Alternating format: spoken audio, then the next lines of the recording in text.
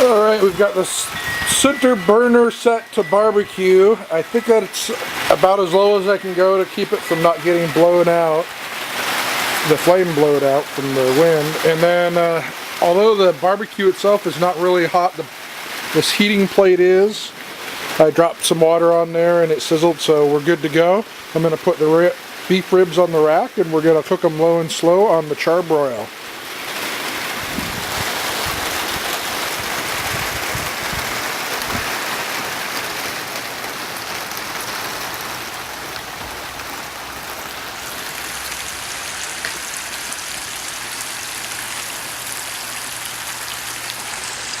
Nice rainy day in Washington.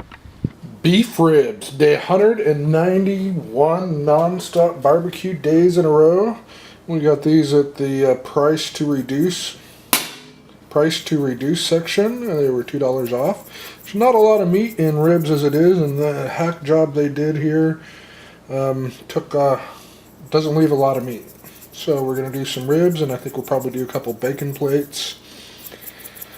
And that's about it. What we're going to do is we're going to salt and pepper these and then put some of my garlic powder down. And then before we do the garlic, we're going to do the left side here, the shorter side with kebab. And we're going to do the bigger ribs with Southwest Sunset. So that's what we're going to do to spicing up our meat. And we're going to cook it low on the Char Broil. So it's not going to be real low, it'll be kind of low and fast, and there won't be any smokes, but that's okay. It'll get a lot of flavor from the seasoning, and hopefully it'll be nice, good, tender, tasty ribs.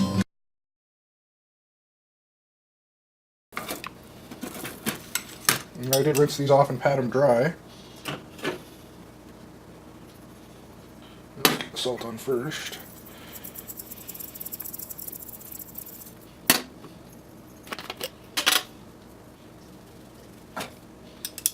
That probably would have been better.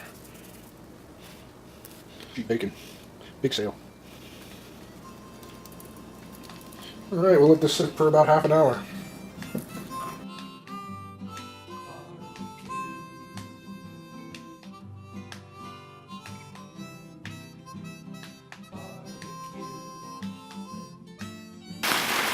Alright, we got the knuckle side up, and then of course the top side, it's at an angle, so the top side's up.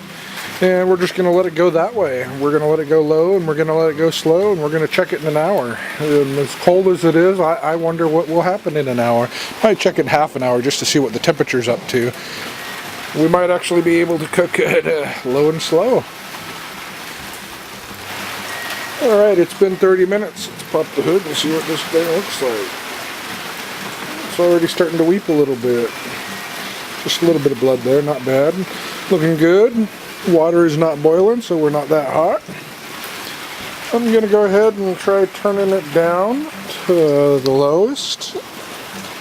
And because, oh, I thought that was 300, that's 200. Okay, well, we're actually at just fine temperature right there on barbecue. I turned it up for an hour. It's about our 4th or 5th hour now. Oh, there they are. The separation down there, you see that? Yep, they're getting done. Gonna turn it back down. Yep, nope. There's a little basting of just ketchup at the very end before I grill them. So I just wanted to see what the difference of protecting the bark that was already there would do. So let's cut these ribs up.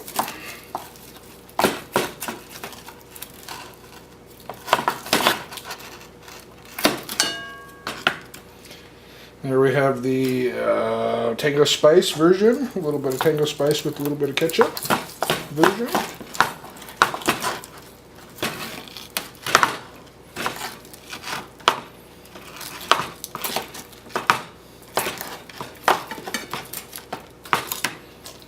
Then we have the other side with the Knox Spice.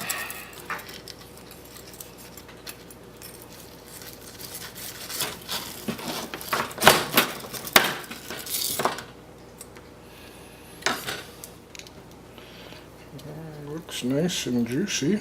Yeah, look at that.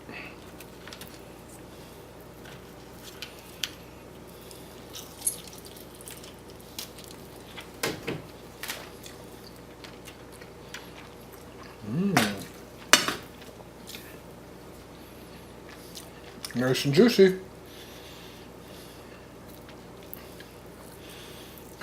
Good bark. Didn't quite get this back skin burned like I wanted though.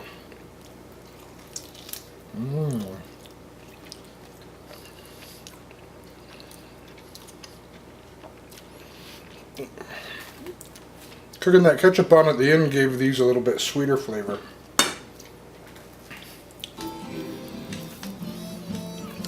Then one of the kebab from Knox Spice.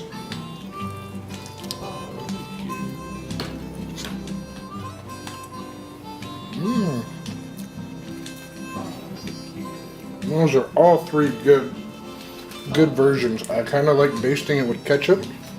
Normally I do vinegar, ketchup, and honey, but I just had a wild hair idea and decided to give it a try. Look at that, man. That is some good bark too. Shucks, that's good.